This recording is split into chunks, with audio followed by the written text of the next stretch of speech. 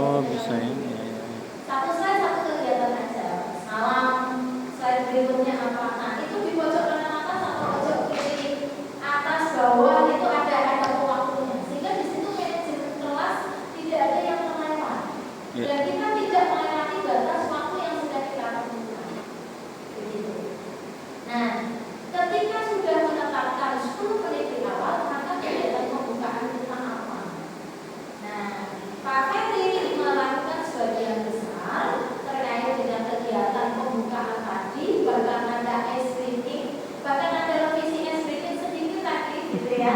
Kalau Pak Ferry saking semangatnya, terus kemudian melihat ekspresi siswa kita, ini terlalu mudah ya, oke kita revisi. Nah, begitu ya. Jadi tepuk 1, tepuk 2, begitu ya. Oke, kita revisi jadi tepuk pagi, tepuk siang, kayak gitu ya. Siap. Nah, jadi sangat luar biasa seorang sosok Pak Ferry itu kemudian dalam sepersekian detik melihat ekspresi anak-anak didiknya langsung merevisi SDG-nya tadi.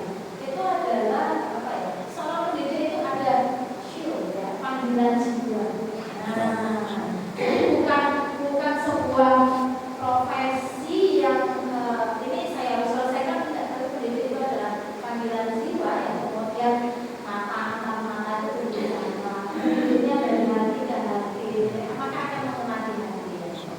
Nah, kiranya Bapak Ibu ketika pembukaan itu sampun keluar dari jawabannya sudah selesai, maka hal yang penting disampaikan di kegiatan pembukaan adalah perlunya kita menetapkan tujuan pembelajaran di awal secara detail.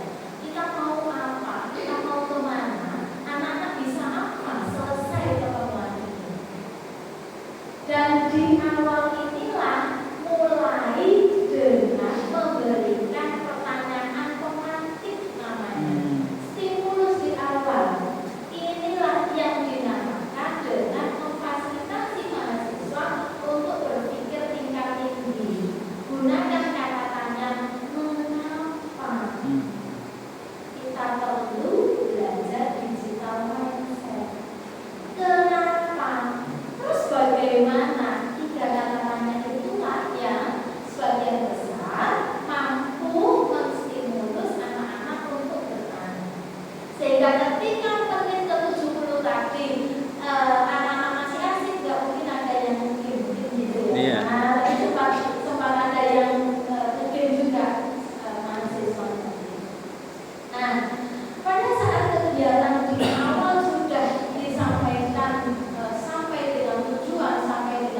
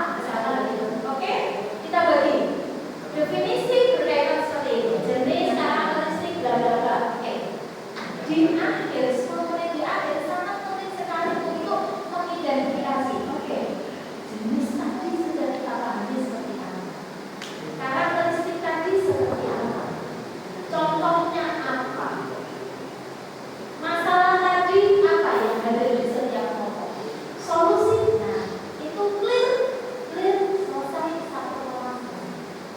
Nah, jadi itu tidak perlu banyaknya, tapi perlu fokus mendalam tapi setiap kelompok.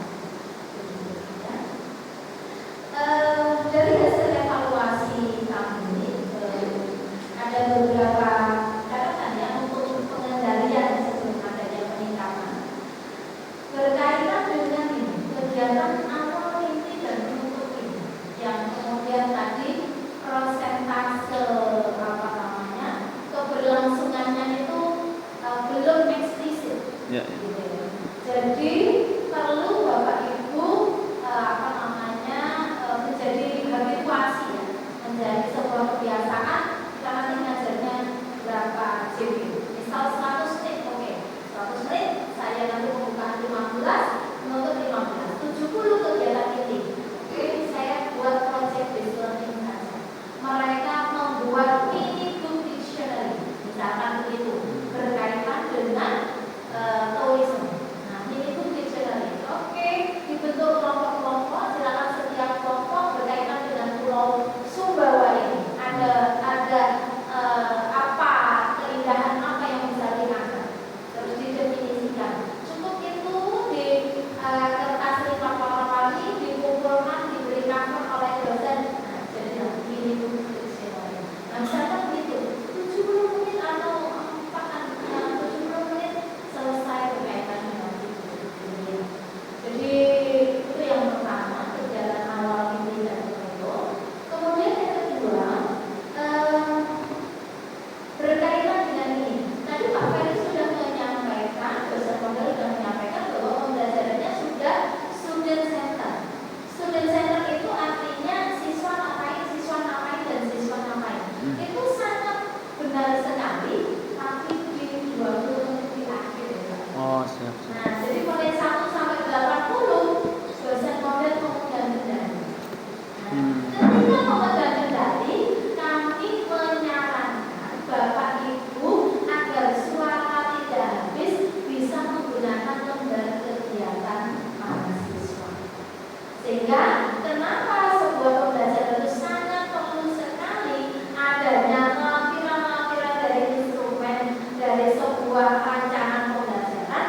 Kita perlu media, tapi bagus sekali sudah menggunakan PowerPoint, akan lebih bagus. Tadi mungkin Pak Guru nanti akan memberikan tambahan, akan lebih bagus langsung saja ketika memberikan tugas. Oke, kamu lihat Facebook, oke, kamu lihat Traveloka, kamu lihat tiket.com, kamu langsung aja saya. Toh semua paketan anak-anak kayaknya banyak ya, sampai mereka bisa buka internet. Nah, ini kemudian perlu disiapkan dari awal. Mana lembar kegiatan mahasiswa, sehingga mereka tahu dari mulai pertama apa sih yang harus saya lakukan. Jadi di awal ketika pembukaan pembelajaran, lembar kegiatan mahasiswa bisa disampaikan. Kegiatan kita itu menjawab ini. Begitu. Oke, pada menit ini, jadi anak-anak udah pegang media sudah ada, perlu dilengkapi dengan bahan ajar. Materi kita hari ini apa? 1, 2, 3 modulnya ya tidak pegangan. Bahan ajar, rangkuman lah bisa jadi begitu.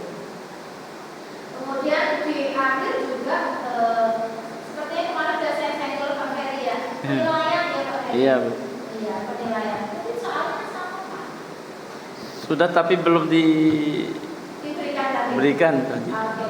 Tidak apa-apa menyusul aja Pak. Soalnya mungkin bisa dikirimkan nanti nilai atau contoh pekerjaan mahasiswanya menyusul. Ya. Tapi untuk yang pertemuan ini kan Bu ya, yang penilaiannya itu. Iya, khusus materi yang tadi. Siap. Sehingga pembelajaran yang awalnya teacher center itu dengan berbagai usaha yang tadi ada LK mahasiswa, ada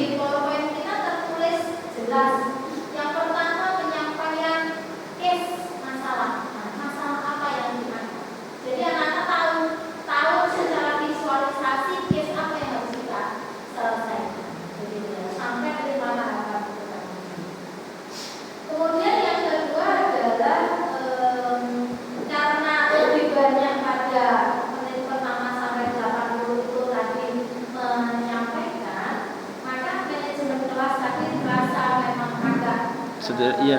ya satu arah ya Pak Benar. ya, sehingga nanti bisa dibuat lebih menarik dengan clear view point. Dan instrumen pembelajaran juga bisa dilengkapi sehingga menunjukkan kesiapsiagaan kita ketika mengajar.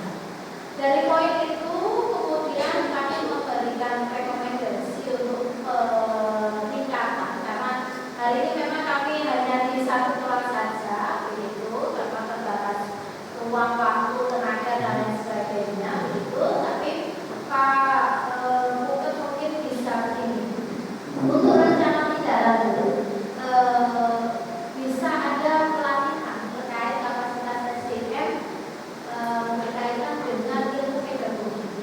Karena kan ini dari berbagai keilmuan, mungkin ada yang bukan pendidikan, jadi ilmu pedagogi itu menjadi hal yang sangat penting sekali. Kalau mengerti kan memang menjadi sebuah kewajiban yang harus dilewati oleh Bapak Ibu gitu ya. Namun demikian tidak berarti sampai kita belajar bersama-sama bagaimana mengajar teman-teman dengan berbagai metode. Kebetulan kalau di UMM itu 2 semester ini kami fokus pada workshop penerapan case method PPL dan PJBK di UMM seperti itu. Bahkan nanti mungkin di malam bisa kita beri contoh modulnya ya Pak Beli, modul strategi pembelajaran berdampak. Iya.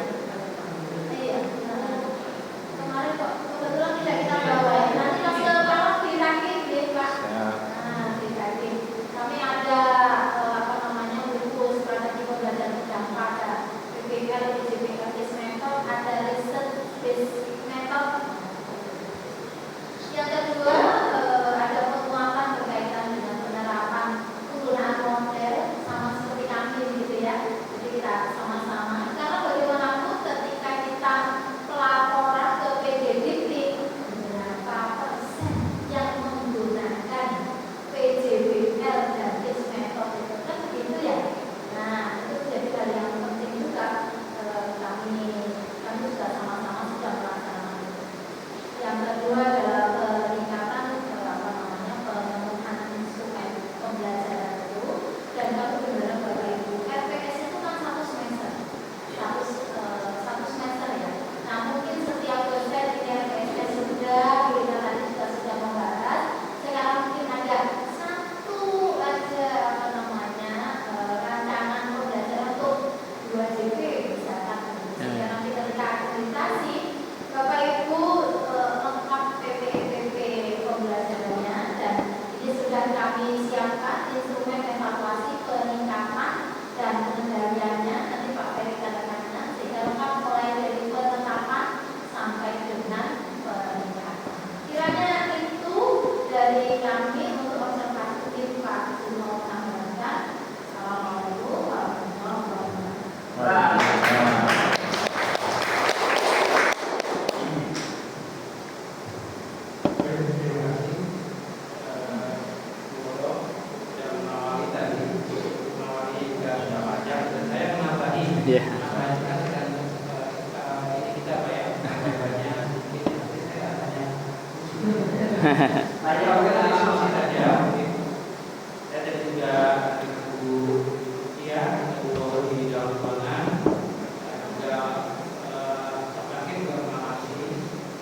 Iya.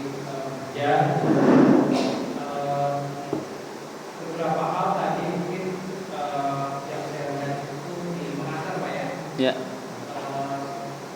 Kita sebenarnya bisa bagi proporsi agak banyak balance ya antara mahasiswa kelimbatannya. Diskusi kan sebenarnya di awal bisa lebih cepat tadi yang kita buat, sehingga pengertian kita bisa lebih direct saja. Misalnya begini, kan soalnya mindset digital Pak ya, itu mindset itu kan bisa kita sengaja supaya kan kalau teman-teman ini sudah biasa pakai aplikasi misalnya Gojek, kemudian masuk ke belakang mungkin tidak sebabnya apa, bisa pakai aplikasi tiket ya, atau kita ini saja dulu ke mereka ini kan bisa dicari ke sana ini apa sebetulnya, ini kan digitalisasi. Jadi kita nggak perlu bicara definisi yang terlalu di awal karena mereka juga nggak akan dapat cepat gitu apa yang kita mau. Jadi kita langsung ke ini terus kemudian mereka kita tutup. Itu mungkin soal teknik ya. Yeah. Cara kita mengeksplorasi apa membangun mereka dari awal. Termasuk tadi misalnya apa namanya penggunaan misalnya begini, kalau mereka sudah coba operasikan, kan mereka tahu apa sih kerjanya pakai ini, apa kesulitannya, apa benefitnya pakai ini dan seterusnya. Nanti kan kalau belajar mereka berpikir operasi digitalisasi. Ini contoh ya. Kalau saya juga sering pakai video-video pak, ya mungkin persoalannya nanti kita tahu kalau kita sering mungkin kita kualitas sedikit ya. Kemudian baru kita bawa ke diskusi tadi. Itu mungkin lebih cepat ya kita bisa membangun mereka. Bagi anak sekarang itu kan nggak mau dulu lama untuk belajar ya. Iya. Paling proses mereka 15 menit langsung bagus. Mungkin kalau berarti kita dulu mungkin lumayan lah. Tapi sekarang itu terlalu cepat mereka lulus sampai dengan selalu kita ambil lagi. Makanya nanti modelnya ya ini Siap. ada diskusi awal masuk ke dalam lalu kita lagi mereka lagi ya masih juga ada soal kelas ya boleh saja kelas sebelum dari awal dan tidak harus harus seperti tadi beda jadwal kita dua masuk penggunaan video-video pak ya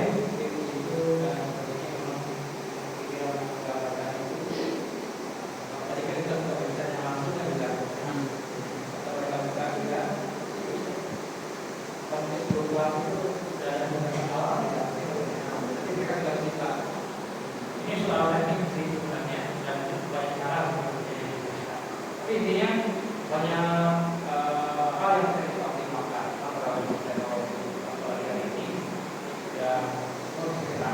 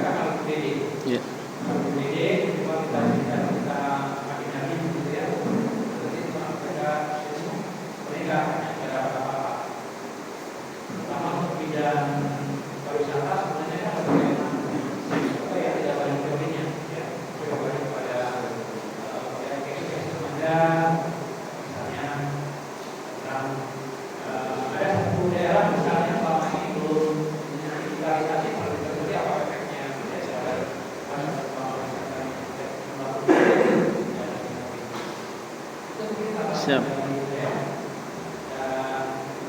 Dan